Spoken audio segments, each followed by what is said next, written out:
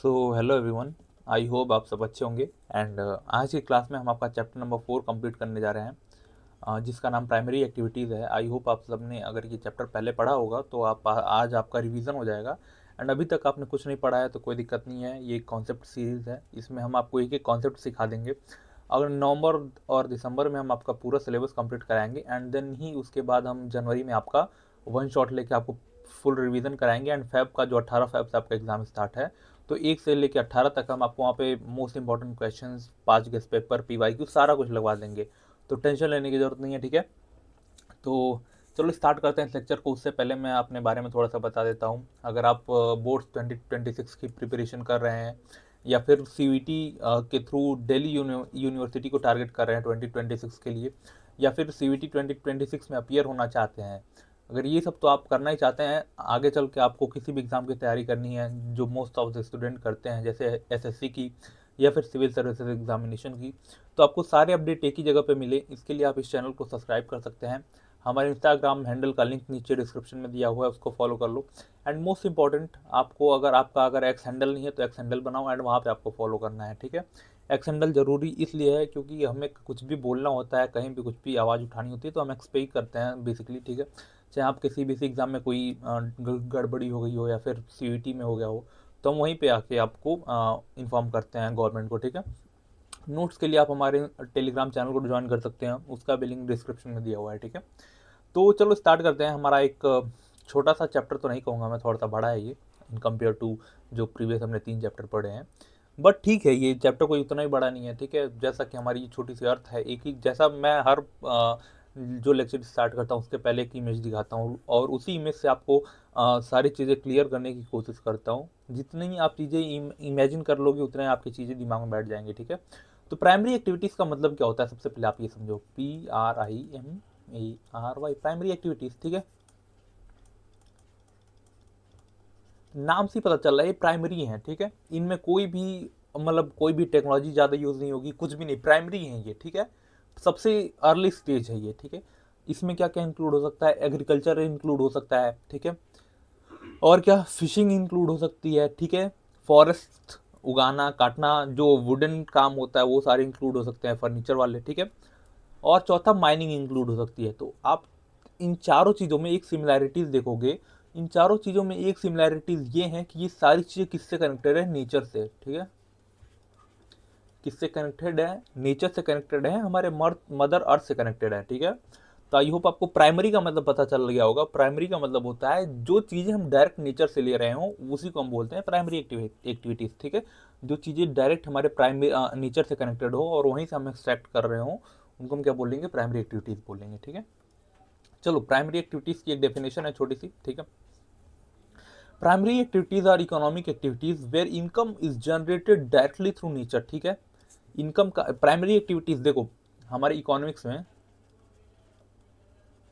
3 तरह की एक्टिविटीज़ होती हैं। ठीक है, प्राइमरी, सेकेंडरी एंड टर्जरी, एक आगे चल के एक और होती है क्वार्टनरी। ठीक है, फिर क्विनरीज हो जाती हैं। ठीक है, 5 तरह की होती हैं बेसिकली। ठीक है, अब भैया अब बोलोगे भैया आप क्या बोल रहे थे, अभी तो ज्योग्राफी पढ़ा रहे हो एंड उसमें आप इकोनॉमी घुसा रहे हो। ठीक है, तो ये बेसिक पार्ट है। देखो हमने पहले ही चैप्टर में बात की थी कि जो ये डिसिप्लिन है, जो हमारी ज्योग्राफी डिसिप्लिन है, वो इंटर कनेक्टेड है बहुत सारे डिसिप्लिन से। ठीक है, तो जो ये एक्टिविटीज़ वाला वर्क वो है, वो भी हमारा उसी में आता है। ठीक है, तो प्राइमरी एक्टिविटीज़ जो पहला स्टेज है इसका, ठीक है, इकोनॉमिक एक्टिविटीज़ का।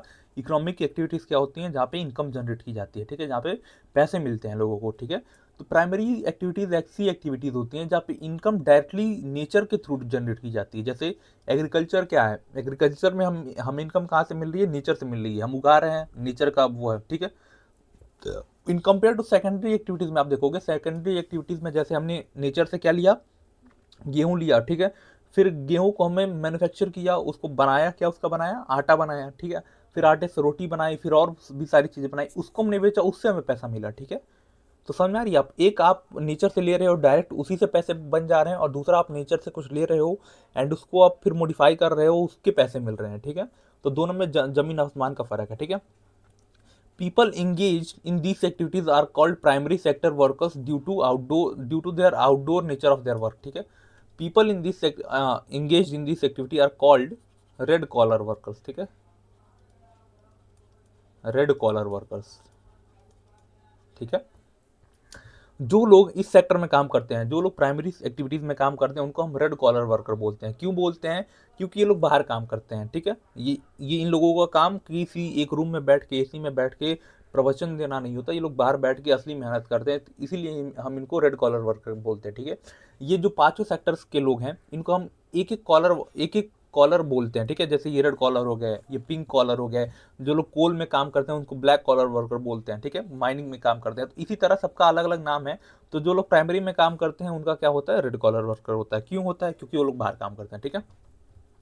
These fundamental economic activities from the backbone of human survival and economic development, ठीक है। ये जो फंडामेंटल, ये स्टार्टिंग से ही ये फंडामेंटल जो एक्टिविटीज़ रही है, इकोनॉमिक एक्टिविटीज़ स्टार्टिंग से, अर्ली फेज से हम प्राइमरी एक्टिविटीज़ परफॉर्म करते आते हैं, एंड आज भी हम परफॉर्म कर रहे हैं। ऐसा नहीं कि आज हमने बंद कर दिया है, ठीक है। ये लाइफ टाइम मतलब एंशियंट टाइम में भी वो थी, बैकबोन थी हमारी इकोनॉमी की, एंड आज भी हमारी इकोनॉमी की बैकबोन है। हम इसी पे सर्वाइव करते हैं, ठीक है। चलो थोड़ा सा अब यहाँ से चैप्टर का आपको हम ओवरव्यू दे देता हूँ, क्या क्या पढ़ना है। इस चैप्टर में थोड़ी सी कन्फ्यूजन रहती है बच्चों को, जो जब मैं पढ़ता था तब मुझे भी थी, क्योंकि बहुत सारी चीज़ें ना इतर इतर तितर बितर हुई हैं, ठीक है। तो थोड़ा सा हम उनको समेटने की एक ही स्लाइड में कोशिश करते हैं, ठीक है। एक मिनट रुक जाओ।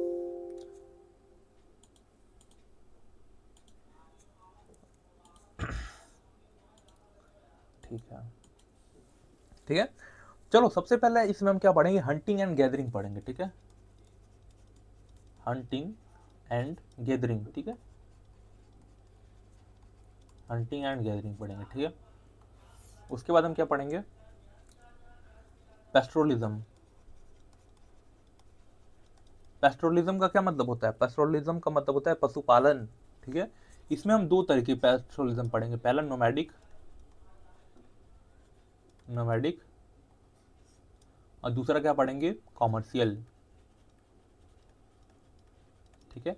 जहां पे आपको ये वर्ड दिखे, कॉमर्शियल या फिर एक्सटेंसिव, ठीक है, इन दोनों में से कोई भी अगर वर्ड दिख जाए तो ये समझ जाना कि वो बहुत बड़े लेवल पे किया जा रहा है, ठीक है। अब तीसरा हम देखते हैं, ये लाइन यहाँ पे सही नहीं होगी, ठीक है, उसके लिए माफी चाहूंगा मैं, ठीक है। अब तीसरा हम इसमें हेडिंग देखेंगे। ये पहला हेडिंग हो गया, ठीक है, पहला ये हो गया, दूसरा और तीसरा हेडिंग देखेंगे हम एग्रीकल्चर, ठीक है। एग्रीकल्चर, ठीक है। इसमें हम दो देखेंगे, एक सब्सटेंसिव,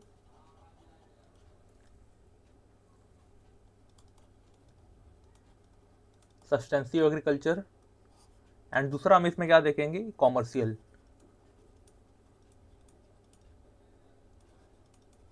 कॉमर्शियल, ठीक है। सब्सटेंसिव एग्रीकल्चर में हम दो देखेंगे, ठीक है। इसके भी दो टाइप होते हैं, पहला प्रिविटिव, प्रिविटिव, एंड दूसरा सब्सटेंसिव, इंटेंसिव, सॉरी, इरेजर क्यों नहीं आता है यहाँ पे?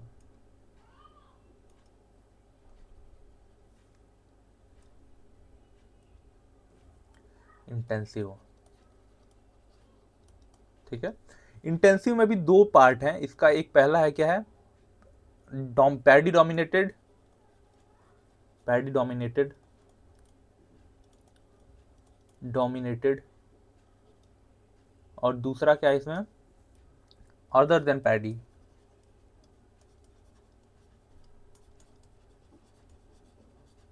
इसमें ज़्यादा टेंशन लेने की जरूरत नहीं है, अगर आपको समझ में नहीं आ रहा तो कोई दिक्कत नहीं है, आगे आपको हम समझ में आएंगे, ठीक है। एंड कॉमर्शियल में जितनी भी सारी चीज़ें हैं उसमें, जैसे इसमें और कौन सा आ गया? जैसे मिक्स्ड फार्मिंग, ठीक है। और क्या आएगा? डेयरी, ठीक है। और भी जितनी चीज़ें हैं आपकी बुक में, ये सारी चीज़ें कॉमर्शियल में आती हैं, ठीक है। तो ये चार्ट जितना भी आपको पढ़ना है इस चैप्टर में, ये मैंने क्लियर कर दिया आपको, ठीक है। तो चलो एक एक करके स्टार्ट करते हैं। हंटिंग एंड गैदरिंग से स्टार्ट करते हैं।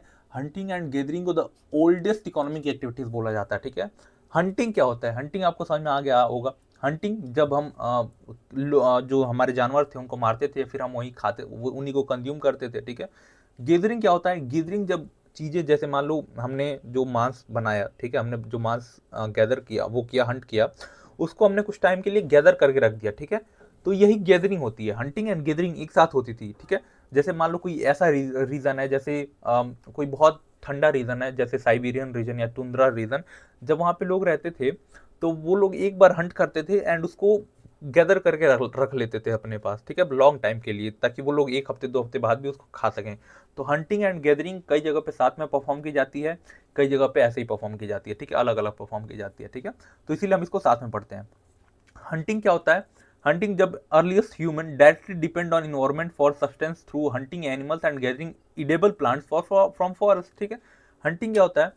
जब जो हमारे ह्यूमंस थे वो डायरेक्टली डिपेंडेंट थे इन्वायरमेंट पे अपने सर्वाइवल के लिए, ठीक है, through hunting and through plants, ठीक है। पहले के लोग क्या करते थे? पहले के लोग हंटिंग भी करते थे, और जो ईटेबल प्लांट होते थे, ईटेबल प्लांट का मतलब होता है जो पौधे जो खाने लायक होते हैं, ठीक है, फॉरेस्ट से, ठीक है। तो उसी टाइम पे लोग ये हंटिंग परफॉर्म की जाती थी, ये बहुत एंशिएंट टाइम में परफॉर्म की जाती थी, ठीक है, एंशिएंट टाइम में, ठीक है।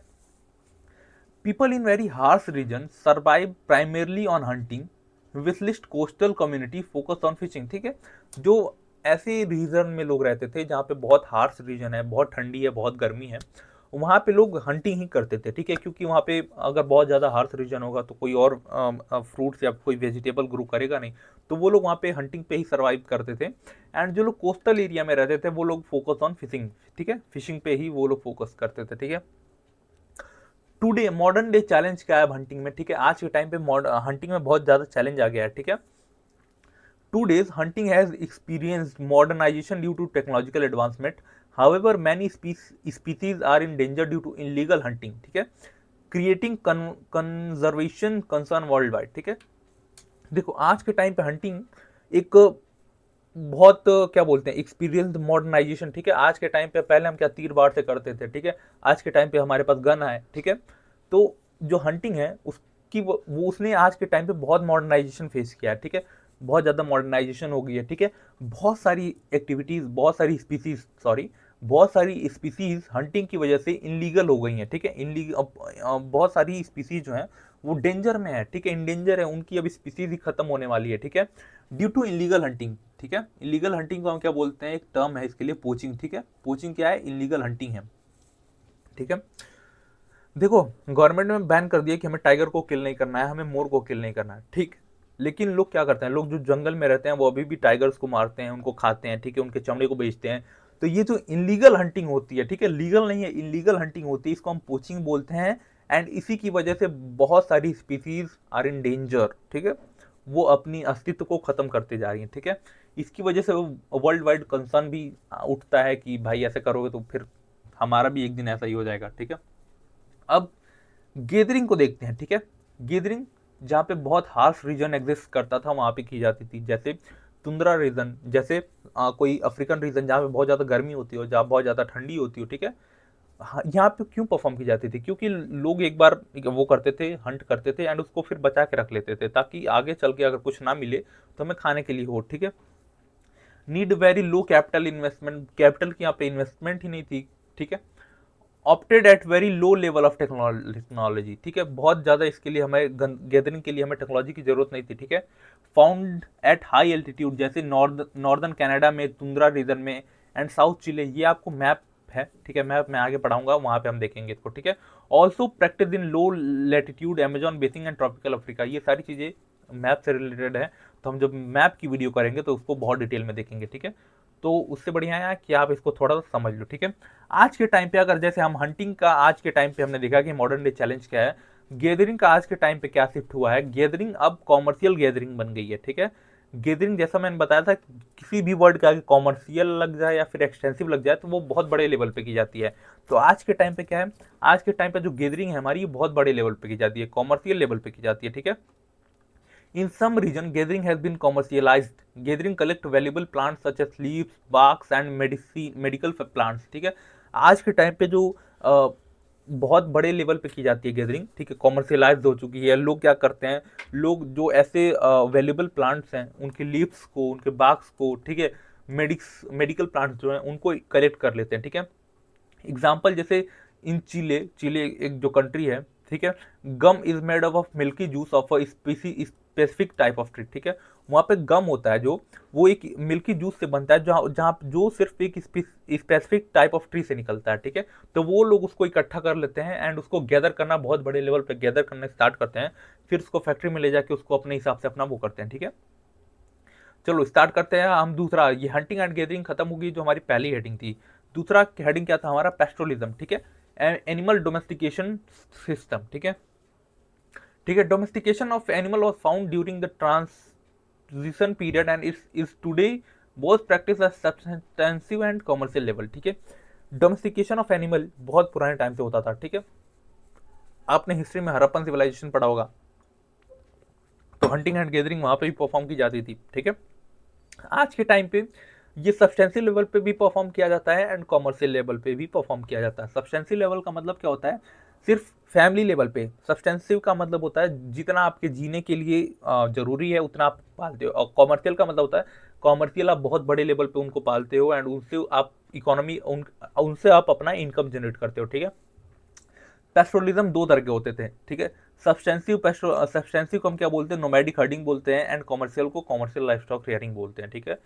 सब्सटेंसिव पेस्टोरलिज्म को हम क्या बोलते हैं, नोमैडिक हर्डिंग बोलते हैं। नोमैडिक हर्डिंग क्या होती है, primitive substance activities where herders rely on animal for food, shelters and tools. They move from place to place with livestock depending on amount of pastures available, ठीक है। Nomadic herding क्या होती है, nomadic का मतलब आप समझो, नोमैडिक का मतलब होता है नोमैडिक का मतलब होता है जो ऐसे लोग जो अपने जो लाइफ स्टॉक्स हैं, ठीक है, जो अपने जो गाय भैंस है या फिर जो भी एनिमल्स हैं उनके पास, उनको लेके मूव करते रहते हैं प्लेस टू प्लेस, ठीक है, इन सर्च ऑफ पैस्चर्स, जहाँ पे घास होंगी वहां पे वो लोग मूव करते रहेंगे, ठीक है। समझ में आई बात। तो नोमैडिक हर्डिंग हो गई। अब कॉमर्शियल लाइफस्टॉक रियरिंग क्या है, कॉमर्शियल लाइफस्टॉक रियरिंग क्या है, इसी का एक्सटेंडेड वर्जन है, जब हम नोमैडिक हर्डिंग को बहुत बड़े लेवल पे परफॉर्म करने लगते हैं, ठीक है। मोर ऑर्गेनाइज्ड देन नोमैडिक हर्डिंग, ठीक है। More capital investment, nomadic herding में बहुत ज्यादा कैपिटल की इन्वेस्टमेंट नहीं होती है, सिर्फ आपको गाय भैंसों को अगर उनको कोई बीमारी है तो उसको ट्रीट करना और या फिर और थोड़े बहुत खर्चे आते हैं, ठीक है। बट कॉमर्शियल लाइफस्टॉक रियरिंग में बहुत ज्यादा कैपिटल की इन्वेस्टमेंट होती है, ठीक है।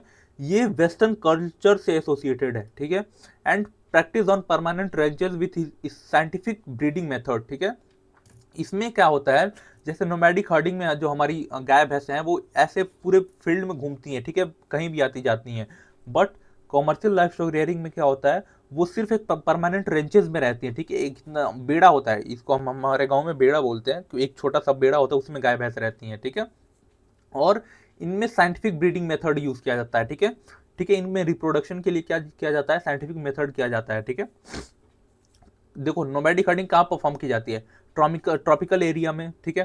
ट्रॉपिकल एरिया में कौन कौन से इंपॉर्टेंट वो होते हैं, ठीक है, एनिमल्स होते हैं जो हम लोग डोमेस्टिकेट करते हैं। जैसे ट्रॉपिकल एरिया में क्या है, कैटल है। Sahara and arid area, arid area क्या है, एरिड एरिया वो एरिया होता है जहाँ पे बारिश कम होती है, ठीक है। सहारा एरिया जो सहारा एरिया जो अफ्रीकन डिजर्ट है, वहाँ पे डिजर्ट में और जहाँ पे कम बारिश होती है वहाँ पे कौन कौन से एनिमल डोमेस्टिकेट किए जाते हैं, वहाँ पे किए जाते हैं शिप, गोट एंड कैमल्स, ठीक है। माउंटेन हाईलैंड एरिया में याक नॉर्मल सी बात है, वहाँ पे डोमेस्टिकेट किया जाता होगा, ठीक है।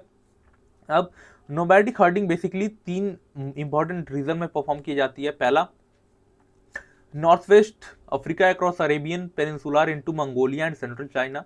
ये आपको मैप में समझ में आएगा, ठीक है। जैसे अब देखो ये वाला मैप, देखो ये वाला नॉर्थ वेस्ट अफ्रीका से लेके अरेबियन पेनिनसुलर से लेके जो मंगोलियन पार्ट है यहाँ पे, ठीक है, यहाँ पे परफॉर्म की जाती है नोमैडिक हर्डिंग, ठीक है।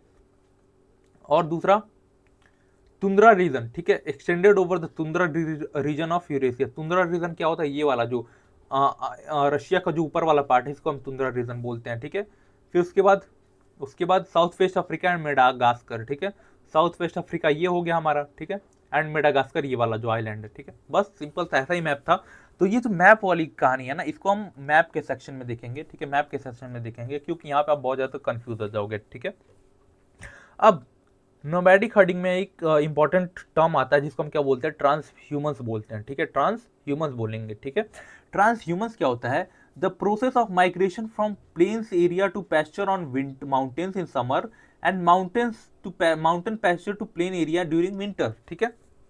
ट्रांस ह्यूमन क्या है, ये मूवमेंट है, नोमैडिक हर्डर्स का जो मूवमेंट है इन्हीं को हम ट्रांस ह्यूमंस बोलते हैं। इसमें क्या होता है, जैसे ये पहाड़ है, ठीक है, पहाड़ है, गर्मी में लोग क्या करेंगे, गर्मी में जो हमारी ये चरवाहे हैं ये क्या करेंगे, हमारे प्लेन से हमारे पहाड़ों पे चले जाएंगे, ठीक है, पहाड़ों पे चले जाएंगे इन सर्च ऑफ गुड पैस्चर, ठीक है। जब ठंडी आएगी तो ठंडी पहाड़ों पे ज्यादा पड़ेगी, तो ठंडी में ये लोग इन सर्च ऑफ गुड पैस्चर पहाड़ों से फिर नीचे लौट के आ जाएंगे ग्राउंड पे, प्लेन्स में यहाँ पे अच्छे उसके सर्च में, पैस्चर्स के सर्च में, ठीक है। इसी को हम क्या बोलते हैं, ट्रांसह्यूमंस बोलते हैं, ठीक है। इंक्लूडिंग गुज्जर्स, बकरवाल्स एंड भूतियाज, ये ट्राइब्स हैं, ये ज़्यादा परफॉर्म करती हैं, ठीक है। हर्डर्स की जो मूवमेंट है वो इधर हॉरिजॉन्टली भी हो सकती है, वर्टिकली भी हो सकती है, ठीक है। या तो ये पहाड़ पे भी जा सकते हैं या फिर इधर कहीं दूर भी जा सकते हैं, ठीक है। प्लेन्स में ही कुछ दूर चले गए तो उसको क्या बोलेंगे, हॉरिजॉन्टल बोलेंगे, फिर ऊपर चले गए वर्टिकल बोलेंगे, ठीक है। तो ये हर्डर का जो मूवमेंट है वो कोई भी हो सकता है, हॉरिजॉन्टल भी हो सकता है, वर्टिकल भी हो सकता है, ठीक है। अब नोमैडिक हर्डिंग में मॉडर्न डे चैलेंजेस कुछ हैं, ठीक है। मॉडर्न डे चैलेंजेस में नोमैडिक हर्डर्स एक लिमिटेड बाउंड्रीज में रह गए हैं, ठीक है। जैसे इंडिया का पहले क्या होता था, जब बाउंड्री नहीं थी, इंडिया पाकिस्तान कुछ नहीं था, तो लोग क्या करते थे, यहाँ से चलते थे और सीधे उठ के सेंट्रल एशिया में पहुंच जाते थे, ठीक है, चलते चलते in search of good pastures, ठीक है। But imposition of political boundaries limited the capacity of nomadic herders, ठीक है। New settlements in plains by different countries, अब जो प्लेन्स थे, ठीक है, जैसे हम, ये हमारा इंडिया है, यहाँ पे जो प्लेन्स है हमारे, यहाँ पे इतना सेटलमेंट हो गया है कि यहाँ पे कोई जंगल घास है ही नहीं कि लोग यहाँ पे आए चराएं अपने गाय भैंसों को, ठीक है। तो ये सारी चीजें आज के टाइम पे मॉडर्न डे चैलेंज हैं, ठीक है। चलो, ये मैप है हमारा। अब थोड़ा सा कॉमर्शियल लाइवस्टॉक रियरिंग को देख लेते हैं, ठीक है। कॉमर्शियल लाइवस्टॉक रियरिंग के कुछ कैरेक्टरिस्टिक्स हैं, जैसे मोर ऑर्गेनाइज्ड है ये नोमैडिक हर्डिंग से, मोर कैपिटल इन्वेस्टमेंट लगता है यहाँ पे, ठीक है। प्रैक्टिस इन परमानेंट रेंचेस, ठीक है। जो ये जैसे नोमैडिक हर्डर के लिए, जैसे नोमैडिक हर्डर कहीं भी आते जाते हैं उनकी अपने लाइफ स्टॉक के साथ कहीं भी चले जाते हैं इन सर्च ऑफ गुड पैस्चर। ये जो कॉमर्शियल लाइफ स्टॉक रियरिंग है एक परमानेंट रेंचेस में परफॉर्म की जाती है, ठीक है। Ranches covers large fenced area, ठीक है। रेंचेस कैसी होती हैं, रेंचेस एक लार्ज फेंस्ड एरिया होता है, ठीक है, ऐसा एक बाड़ा होता है इसी में, ठीक है। ये साइड साइड में यहाँ पे कीले वो लगी होती है, तारे लगी होती है, ताकि कोई भी गाय भैंस इसके बाहर ना आ पाए, ठीक है। Scientific breeding and health care अच्छे से ध्यान रखा जाता है, ठीक है। जो यहाँ पे होती हैं उनको अच्छे से ध्यान रखा जाता है, उनकी साइंटिफिक ब्रीडिंग की जाती है, ठीक है। इंपॉर्टेंट एनिमल जैसे सीप हो गया, गोट हो गया, कैटल हो गया and other livestock are reached with emphasis on breeding, genetics improvement, लगातार उनके जीन्स को इम्प्रूव किया जाता है ताकि वो और अच्छे बच्चे पैदा करें, जो और ज़्यादा दूध दे सके, जो और ज़्यादा इंपॉर्टेंट काम कर सके, ठीक है। अब ये हमारे दो हेडिंग कंप्लीट हो गए हैं, ठीक है। पहला क्या हेडिंग था, हंटिंग एंड गैदरिंग, एंड दूसरा पेस्टोरलिज्म, ठीक है। अब तीसरा आता है एग्रीकल्चर, ठीक है। एग्रीकल्चर में मल्टीपल फार्मिंग सिस्टम्स एग्जिस्ट करती हैं, ठीक है। अलग अलग तरीके से एग्रीकल्चर की जाती है, ठीक है। Agriculture is practice under multiple combination of physical, social, economic condition based on farming methods, these are the two type, ठीक है। फार्मिंग मेथड के बेसिस पे हम दो पार्ट में डिवाइड करते हैं। पहला क्या है, सब्सटेंसिव एग्रीकल्चर, और दूसरा कॉमर्शियल एग्रीकल्चर, ठीक है। सब्सटेंसिव एग्रीकल्चर क्या होता है, जहाँ पे farming where the producers consumers most of the products, ठीक है। जहाँ पे जो फार्मर्स होते हैं they were the consumers of their own product, ठीक है। जो लोग प्रोड्यूस करते हैं वही लोग ज्यादातर उसको कंज्यूम कर लेते हैं, ठीक है। इसके दो पार्ट हैं, जैसे प्रिमिटिव सब्सटेंसिव एग्रीकल्चर और इंटेंसिव सब्सटेंस एग्रीकल्चर। इन दोनों को पहले हम देख लेते हैं, ठीक है। सब्सटेंसिव एग्रीकल्चर, ठीक है। सब्सटेंसिव एग्रीकल्चर जैसे मैंने बताया इसके दो पार्ट हैं, पहला प्रिमिटिव है, दूसरा इंटेंसिव, ठीक है। प्रिमिटिव क्या है, इसको आपने बहुत कई बार सुना होगा। प्रिमिटिव एग्रीकल्चर, सब्सटेंस एग्रीकल्चर को हम शिफ्टिंग एग्रीकल्चर बोलते हैं। जहाँ पे सब्सटेंस की बात आती है ना, सब्सिस्टेंस की बात आती है, इसका मतलब होता है कि आप इतना ही उगा रहे हो जितना आपके जीने के लिए वो है, ठीक है, इनफ है। आप इतना ही खा रहे हो जितना आपके लिए इनफ है, ठीक है। प्रिमिटिव सब्सटेंस एग्रीकल्चर का काम क्या होता है, widely practice by many tribes, इसको हम शिफ्टिंग कल्टीवेशन ही बोलते हैं। शिफ्टिंग कल्टीवेशन आई होप आपको याद होगा, जब जैसे मान लो हमने यहाँ पे खेती की, ठीक है, हमने एक फसल उगा ली और फिर हमने इस पूरी जगह को जला दिया, ठीक है। फिर हम यहाँ से मूव कर गए, फिर 5 साल बाद आए, हमने यहाँ पे खेती की, ठीक है। तो इसी को शिफ्टिंग एग्रीकल्चर बोलते थे कि हम शिफ्ट करते रहते थे, ठीक है। Widely practice by many tribes, यहाँ पे ये ट्राइब्स को प्रैक्टिस करती थी, मतलब ट्राइब्स इनको प्रैक्टिस करती थी, ठीक है। Vegetation is cleared by fire and ashes add to soil fertility, ठीक है। Also called slash and burn agriculture, इसी को हम स्लैश एंड बर्न एग्रीकल्चर भी बोलते हैं, ये बात याद रखना, ठीक है। इसी को हम क्या बोलते हैं, स्लैश एंड बर्न, ठीक है। पहले क्या करो, पहले उगाओ एंड उसके बाद बर्न करो, पहले काटो फिर बर्न करो, काटो बर्न करो, ठीक है। और जो यहाँ की राख होती थी, जो मान लो हमने जब जलाया तो उसकी जो राख थी उसको हम मिट्टी में ही मिला देते थे ताकि वहाँ की जो सॉइल की जो फर्टिलिटी है वो और हाई हो जाए, ठीक है। With very small cultivation patching using primitive tools, ठीक है।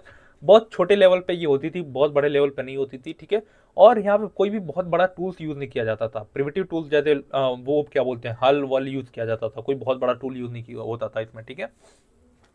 इंटेंसिव सब्सटेंस एग्रीकल्चर का क्या मतलब होता है, found in densely populated region, ठीक है। इंटेंसिव का मतलब होता है क्या, इंटेंसिव का मतलब होता है बहुत बड़े लेवल पे होता है, इंटेंस लेवल पे होता है, ठीक है।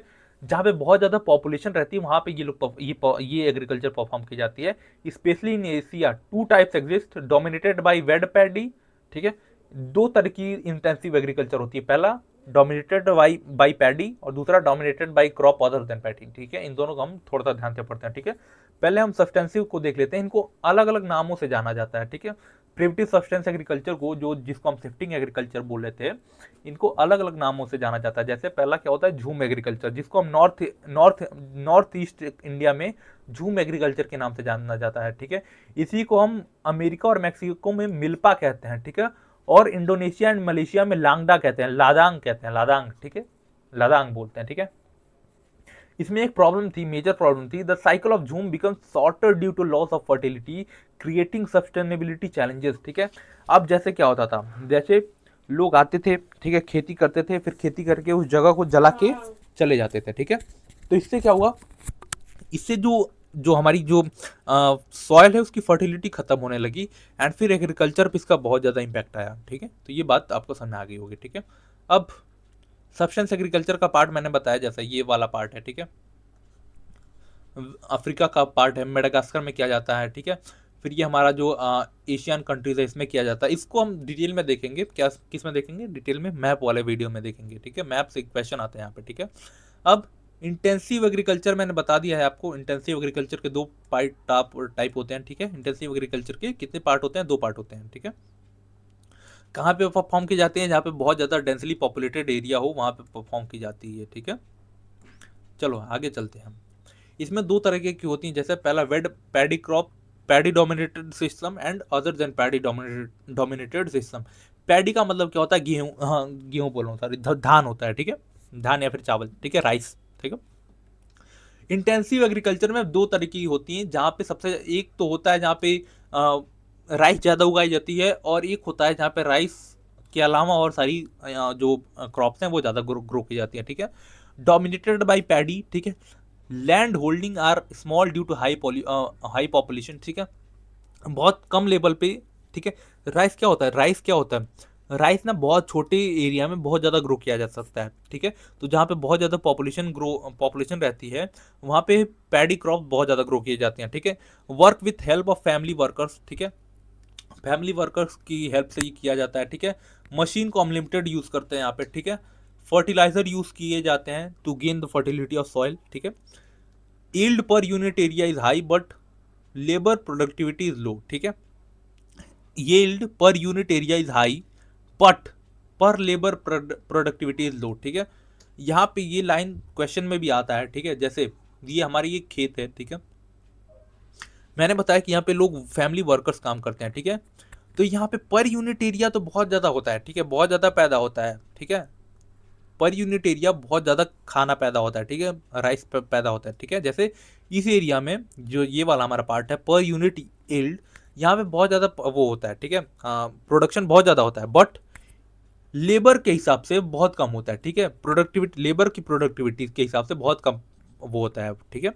उस जमीन के हिसाब से बहुत ज़्यादा हो रहा है, बट जो लेबर परफॉर्म कर रहा है उसके हिसाब से बहुत कम हो रहा है, ठीक है। आई होप आपको ये समझ में आया होगा। अगर नहीं समझ में आया तो ठीक है, आप कमेंट करो, मैं कमेंट में ही आपको क्लियर कर दूंगा, ठीक है। या फिर टेलीग्राम चैनल ज्वाइन कर लो, मैं वहाँ पे एक बार और इसको इसका फ्लो चार्ट बना के दे दूंगा, सबसे बढ़िया वही है, फ्लो चार्ट में आपको आसानी समझ में आ जाएगा, ठीक है। या फिर हिंदी में लिख के दे दूंगा, उससे आप समझ जाओगे, ठीक है। क्योंकि ये लाइन बहुत इंपॉर्टेंट है, ठीक है। ये लाइन से क्वेश्चन 2023 में आया था, 24 में क्वेश्चन आ चुका है इससे, ठीक है। 2024 में क्वेश्चन आ चुका है, इसी लाइन से 3 नंबर का क्वेश्चन आया हुआ है, ठीक है। ये मुझे एकदम एग्जैक्ट याद है, ठीक है। अदर देन पैडी क्रॉप्स, ठीक है, not possible to grow paddy due to climatic region. अब ऐसा तो है नहीं है ना कि हर जगह पे राइस ग्रो की जाएगी, ठीक है, क्योंकि राइस जहाँ पे ग्रो की जाती है वहाँ पे पानी की बहुत ज़्यादा ज़रूरत होती है। तो ऐसे भी जगह होती है जहाँ पे पानी नहीं होता है, ठीक है। तो not possible to grow paddy due to climatic region, ठीक है। Wheat, barley, soybeans are main crops, ठीक है। Grow in western part of Ganga and millets grow in dry region, ठीक है। वेस्टर्न पार्ट ऑफ गंगा में ग्रो किए जाते हैं ये सारी जो वीट्स हैं, सोयाबीन है, बार्लीज है, ठीक है। और ड्राई रीजन्स में जैसे हमारा राजस्थान हो गया, वहाँ पे मिलेट्स ग्रो किए जाते हैं, ठीक है। Most of the characters is similar to paddy expect the irrigation is often use, ठीक है।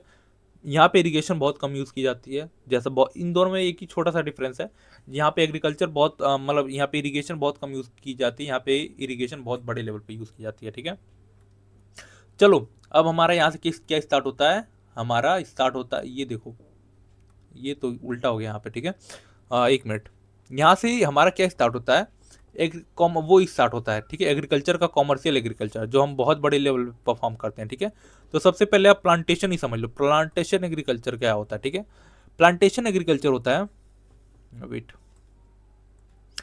प्लांटेशन एग्रीकल्चर क्या होता है, प्लांटेशन एग्रीकल्चर यूरोपियन ने इंट्रोड्यूस किया था, ठीक है, हमारे ट्रॉपिकल कॉलोनीज में। जैसे प्लांटेशन क्रॉप्स कौन कौन सी होती हैं, कॉफ़ी, टी, रबर, कोकोआ, ठीक है। कैरेक्टरिस्टिक्स क्या होते हैं इसके, लार्ज स्टेट्स और प्लांटेशंस होते हैं, ठीक है। आई होप आपने चाय के बागान देखे होंगे, ठीक है, उनको हम क्या बोलते हैं, स्टेट्स बोलते हैं, ठीक है, स्टेट बोलते हैं, ठीक है। ये सारी चीज़ें किसने इंट्रोड्यूस की थी, यूरोपियन से इंट्रोड्यूस की थी अपने कॉलोनीज में, ठीक है। बहुत कैपिटल इन्वेस्टमेंट होता है, ठीक है। चीप लेबर हमें चाहिए होता है इसके लिए, ठीक है। Technical support and scientific method of cultivation भी हमें आप इंपॉर्टेंट होता है, ठीक है, जिसकी थ्रू हम बहुत बड़े लेवल पे क्या कर पाएँ, प्रॉफिट गेन कर पाएँ। एक बात याद रखना, ये जितने भी कॉमर्शियल चीज़ें होती हैं, दीज आर प्रॉफिट सेंट्रिक, हम यहाँ पे प्रॉफिट को मैक्सिमाइज करने के लिए कुछ भी करते हैं, ठीक है।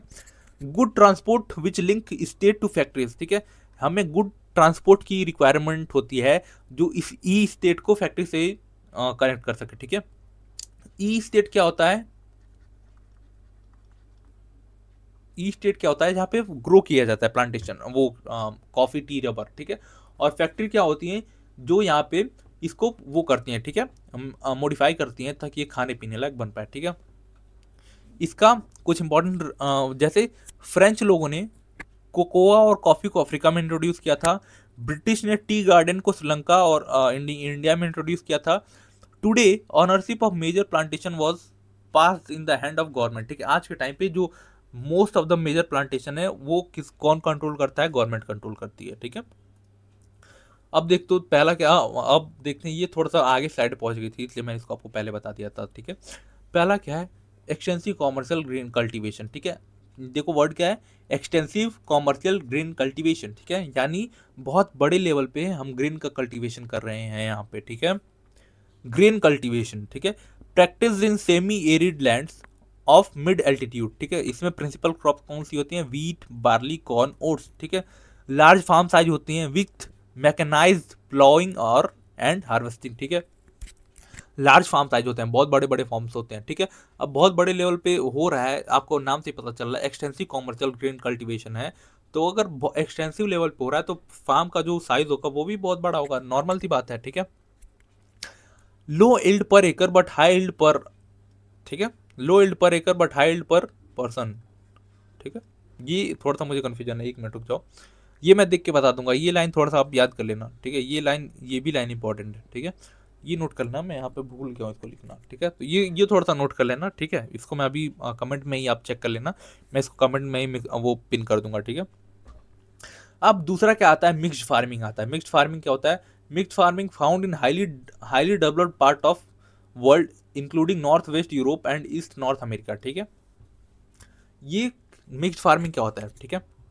मिक्स्ड क्रॉप फार्मिंग में ही जैसे हमारा एक फार्म है, ठीक है, एक फार्म है, इसी में हमने अपने क्या बोलते हैं, क्या ग्रो कर लिया, फोडर्स ग्रो कर लिए, इसी में हमने बैरली, जैसे क्या हुआ, इसमें हमने वीट लगाया, ठीक है, गेहूं लगाया, एंड इसी में हमने अपने गाय भैंसों को खाने के लिए चारे भी लगा दिए, फोडर क्रॉप भी लगा दिए, ठीक है।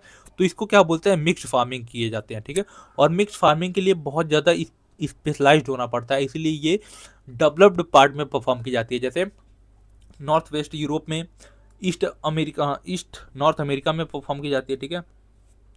वीट, इसमें क्या ग्रो किया जाता है, wheat, barley, oats with fodder crop के साथ साथ ये भी ग्रो किया जाता है, ठीक है। Crop rotation and intercropping play important role in maintaining fertility, ठीक है। अब हम एक साथ दो क्रॉप ग्रो करेंगे तो इसकी वजह से माना जाता है कि जो क्रॉप वो जो सॉइल की फर्टिलिटी है वो अच्छी बनी रहती है, ठीक है। डेयरी फार्मिंग क्या है? डेयरी फार्मिंग क्या है? Most advance and efficient type farming type that rears animals, ठीक है। मोस्ट एडवांस टाइप है जहाँ से हम एनिमल्स के दूध को निकालते हैं, ठीक है। Special emphasis on cattle breeding and health care with high labour intensive and rigorous milking care, ठीक है। बहुत स्पेशल emphasis रखा जाता है कैटल ब्रीडिंग पे। लेबर बहुत ज़्यादा इंटेंसिव है, हाई लेबर इन्वेस्टमेंट से ये होता है। जो लेबर्स यहाँ पे काम करते हैं वो बहुत स्किल्ड होने चाहिए, ठीक है। हाँ, यहाँ पे वही दिया हुआ है, ठीक है। जो एक्सटेंसिव कॉमर्शियल ग्रेन फार्मिंग है ये कहाँ पे परफॉर्म की जाती है, ठीक है। जैसे ही जो स्टिपीज हैं यूरेशिया की, ठीक है, कनाडा एंड अमेरिकन पेपैरीज, ठीक है, pampas of Argentina, Australian downs, Cadbury Canterbury plains of New Zealand, यहाँ पे परफॉर्म की जाती है। डेयरी फार्मिंग कहाँ परफॉर्म की जाती है? North west Europe, Canada, south east Australia, New Zealand, Tasmania, ठीक है। ये सारी चीज़ें यहाँ पे परफॉर्म की जाती हैं, ठीक है। तो मैप मैंने ऑलरेडी यहाँ पे लगा रखा है। ये आप मैप मैंने ऐसा नहीं कि मैंने नहीं लगाया, लेकिन मैं अभी इसको पढ़ाना नहीं चाहता क्योंकि आप अभी जो अब क्योंकि ये सिर्फ कॉन्सेप्ट का लेक्चर है तो आप कॉन्सेप्ट सीखो। ये जो है ये हम मैथ्स के वीडियो में अलग से देखेंगे, ठीक है। तो वहाँ पे आपको अच्छे समझ में आएगा, ठीक है। चलो आगे देखते हैं, ठीक है। अब तीसरा टाइप हमारा कौन सा है? तीसरा टाइप क्या है? तीसरा है हमारा, चौथा है, सॉरी पांचवा है आई थिंक, मेडिटेरेनियन एग्रीकल्चर, ठीक है। ये क्या है? मेडिटेरेनियन एग्रीकल्चर है highly specialised commercial agriculture practice in country around the Mediterranean sea, ठीक है। मेडिटेरेनियन सी के अराउंड जितनी भी कंट्रीज हैं वहाँ पे ये परफॉर्म की जाती है, ठीक है। क्या है ये, ठीक है, मेडिटेरेनियन एग्रीकल्चर क्या है? इसमें क्योंकि यहाँ का इन्वायरमेंट ऐसा है कि यहाँ पे सिट्रिक फ्रूट्स बहुत ज़्यादा ग्रो होते हैं। सिट्रिक फ्रूट्स ऐसे फ्रूट्स होते हैं जो खट्टे होते हैं जिनमें जूस होता है, ठीक है। यहाँ पे मोस्ट फेमस है विटिकल्चर। विटिकल्चर क्या होता है? ग्रेप्स प्रोडक्शन जब होता है उसी को हम क्या बोलते हैं? विटिकल्चर बोलते हैं, ठीक है। Best quality of wines are produce here, ठीक है। Grapes, best quality of wines यहाँ पे प्रोड्यूस की जाती हैं क्योंकि ग्रेप्स यहाँ पे बहुत अच्छे मिलते हैं, ठीक है। किसमिस बहुत अच्छी होती है, ठीक है, आपकी, ठीक है। मार्केट गार्डनिंग एंड हॉर्टिकल्चर, ठीक है, मार्केट गार्डनिंग एंड हॉर्टिकल्चर यहाँ पे, ठीक है। Specialised cultivation of high value crops such as fruits, vegetables and flowers for urban market, ठीक है। मार्केट गार्डनिंग एंड हॉर्टिकल्चर, ठीक है। यहाँ पे क्या होता है? हाई वैल्यूज क्रॉप्स ग्रो किए जाते हैं जैसे फ्रूट्स, वेजिटेबल्स, फ्लावर्स, ठीक है। Located near good transport links with urban centre. यहाँ इसकी जो लोकेशन है वो कहाँ पे होती है? जैसे यहाँ पे कोई शहर है, इसके साइड में कोई गांव है, तो यहाँ पे ये इस market gardening and horticulture perform की जाती है जिससे लिंक बना रहता है। जैसे यहाँ पे हमने कुछ ग्रो किया वो डायरेक्ट शहर में पहुंच जाए, ठीक है। Both capital and labour intensive with emphasis on irrigation and green house, ठीक है। कैपिटल इन्वेस्टमेंट भी होता है यहाँ पे, लेबर इंटेंसिव भी है, बहुत बड़े लेवल पे कैपिटल भी चाहिए होता है, लेबर भी चाहिए होता है, ठीक है। इम्फेसिस होता है इसमें इरिगेशन पे और ग्रीन हाउस पे, ठीक है। ट्रक फार्मिंग क्या होता है? Farming where the farmers grow vegetables specially, ठीक है। ट्रक फार्मिंग में क्या होता है? फार्मर्स वेजिटेबल्स ही ग्रो करते हैं सिर्फ, ठीक है, स्पेशली वेजिटेबल्स ही ग्रो करते हैं, ठीक है। The distance from market is govern by the distance of a truck can cover overnight, ठीक है। जैसे एक मिनट, ट्रक फार्मिंग क्या होता है? जैसे कोई एक सिटी है, ये सिटी है, ठीक है, ये कोई गांव है, ठीक है। यहाँ के लोग स्पेशली वेजिटेबल्स ग्रो करते हैं ताकि ये जो शहर के लोग हैं इसको कंज्यूम कर पाए, ठीक है। और इसको ट्रक फार्मिंग क्यों बोलते हैं? क्योंकि ये जो वेजिटेबल्स है ये ओवरनाइट एक ही रात में यहाँ से यहाँ पहुँच जाता है, इसीलिए इसको हम ट्रक फार्मिंग बोलते हैं। एक ही नाइट में यहाँ से यहाँ पहुँच जाता है, ठीक है। Netherland specialised in flowers and ornamental crops specially tulips, ठीक है। नीदरलैंड में एक इंपॉर्टेंट फ्लावर ग्रो किया जाता है तुलसिप, ठीक है। तो ये फेमस है यहाँ का, ठीक है। फैक्ट्री फार्मिंग क्या होती है? Modern development in industrial region of Eurasia where livestock and cattle rearing is done in stalls and pens require heavy capital investment for healthing, lightning and feeding with scientific breed method section, ठीक है। ठीक है। तो ये ज़्यादा important नहीं है आपके लिए, ये जो इंपॉर्टेंट मैं बता रहा हूँ आपको वो ज़्यादा इंपॉर्टेंट है, ठीक है। ठीक है, cooperative system and mining activities, ठीक है। कोऑपरेटिव फार्मिंग क्या होती है ठीक है, कोऑपरेटिव फार्मिंग क्या होती है, groups of farmers from cooperative society by pooling resources for more efficient and profitable farming, including farms remain, but most farmers in cooperative successful in Europe countries like Netherlands, Belgium, Denmark, ठीक है। इसमें क्या होता है, जो cooperative society के लोग होते हैं, जो फार्मर्स होते हैं, वो अपनी जो जितने भी फार्म्स होते हैं ना उनको एक साथ कलेक्ट कर लेते हैं, ठीक है,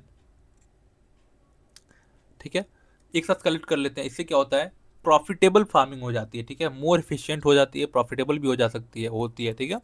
तो ये सबसे ज़्यादा कहाँ परफॉर्म किया जाता है, जैसे यूरोपियन कंट्रीज़ में, जैसे नीदरलैंड में, बेल्जियम में, डेनमार्क में, ठीक है। कलेक्टिव फार्मिंग क्या होता है, collective farming based on socialist principle, ठीक है, जैसा यूएसएसआर में होता था वैसा ही है ये, ठीक है। With social ownership of production means and collective labours, the kolkhoz modern was used in USSR to improve agriculture efficiency to boost production, ठीक है। कलेक्टिव फार्मिंग में इतना ही था, ठीक है। माइनिंग, ठीक है, माइनिंग क्या है, आपको आई होप आपको पता होगा माइनिंग क्या होती है। जब जो हमारे अर्थ के नीचे जो मिनरल्स हैं उसको जब हम निकालते हैं, ठीक है, उसी को हम माइनिंग बोलते हैं। The use of minerals in ancient times was only for making tools, ठीक है। एंशियंट टाइम में हम मिनरल्स को सिर्फ टूल्स मेकिंग के लिए यूज करते थे, ठीक है। Actual development begins with the industrial development and its importance is continuously increasing, ठीक है। एक्चुअल डेवलपमेंट माइनिंग सेक्टर में तब आया जब इंडस्ट्रियल डेवलपमेंट हुआ, ठीक है। कुछ फैक्टर्स हैं जो माइनिंग को इफेक्ट करते हैं, जैसे फिजिकल फैक्टर्स, ठीक है, जैसे size, grade and mode of occurrence of deposit, ठीक है। साइज, जो माइनिंग है उसका साइज कितना है, कितना बड़ा माइनिंग एरिया है, ठीक है। ग्रेड, कितने ग्रेड पे है, ठीक है। अकरेंस ऑफ डिपॉजिट, कितना डिपॉजिट है, ठीक है। ये भी अकरेंस मतलब कितने अंदर डिपॉजिट है या फिर सरफेस पे डिपॉजिट मिला है या कितना अंदर जाना पड़ेगा, ये, ठीक है। इकोनॉमिक फैक्टर, जैसे डिमांड ऑफ मिनरल्स, जो हम मिनरल्स निकालने आए हैं उसकी कुछ डिमांड भी है या नहीं, ठीक है। उसके लिए हमारे पास टेक्नोलॉजी है कि नहीं कि हम उसको निकाल पाए, ठीक है। कैपिटल नीडेड फॉर मशीनरी, हम इतनी सारी मशीन्स यूज करेंगे ये निकालने के लिए, वो मशीनरी हमारे पास अवेलेबल है कि नहीं, ठीक है। लेबर मार्केट कंडीशन, ठीक है। हम माइनिंग के दो मेथड होते हैं, पहला सरफेस माइनिंग और दूसरा अंडरग्राउंड माइनिंग। नाम से ही पता चल रहा है, सरफेस माइनिंग ऐसी माइनिंग होती है जहाँ पे जो मिनरल्स होते हैं वो सरफेस पे ही होते हैं, ठीक है। इसको हम क्या बोलते हैं, ओपन कास्ट माइनिंग भी बोलते हैं, ठीक है। Surface mining is also called open cast mining, ठीक है। Used when ore occur close to the surface, ठीक है। ये ईजियर भी है, चीपर भी है, विथ लो इक्विपमेंट, ठीक है, रैपिड आउटपुट, ठीक है। ये बहुत ईजी भी होता है, चीप भी है, ठीक है। कोई भी बहुत ज़्यादा बड़े लेवल पे इक्विपमेंट भी नहीं चाहिए होते हैं, ठीक है।